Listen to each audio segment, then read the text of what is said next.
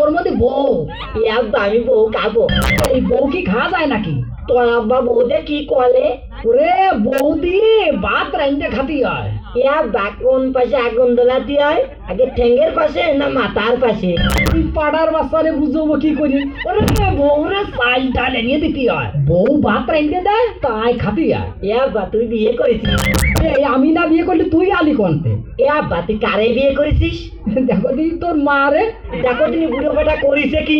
আপন ঘরে কাজ করে ফেলিছে, অন্য জায়গায় বিয়ে করলে একবার কুটু মুটু। এই এই আমি আপন ঘরে বিয়ে করি না বর্গা ঘরে বিয়ে করি? হ্যাঁ তাতে তোর কি?